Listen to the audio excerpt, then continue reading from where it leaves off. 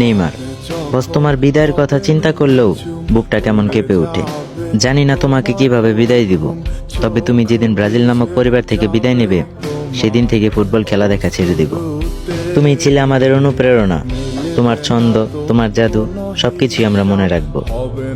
তুমি যখন বললে ফুটবলই আমার জীবন, তখন বুঝেছিলাম ফুটবল সত্যিই তোমার মধ্যে জীবন্ত। যতদিন মাঠে ছিলে তোমার প্রতিটি মুহূর্ত ছিল অসাধারণ। তুমি না থাকলে খেলা হবে অপূর্ণ, শূন্য। বস, তুমি সেই আগুন যে জ্বালিয়েছিল মাঠকে।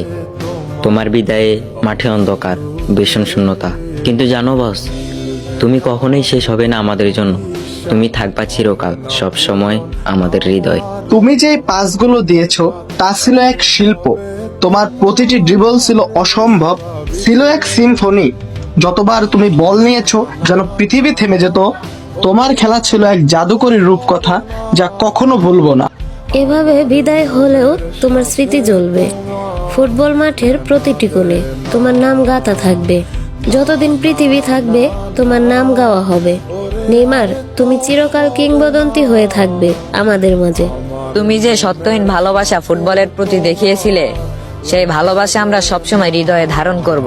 তোমার ক্ষণিকের বিদায়, তবে তোমার ছায়া থাকবে চিরকাল। ফুটবলকে নতুন এক মানে দিয়ে গেছো, তুমি সবসময় আমাদের সঙ্গে থাকবে।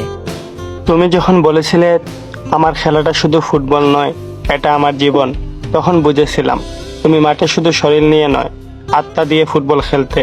তোমার প্রতিটি পাস, প্রতিটি ড্রিবল ছিল এক অদ্ভুত জাদু, যেন খেলা হয়ে উঠতো এক সুরেলা সিম্ফনি। তুমি চিরকাল কিংবদন্তি হয়ে থাকবে আমাদের মাঝে। Love you boss. তুমি করেছো খেলা, পেয়েছি শুধুই অবহেলা।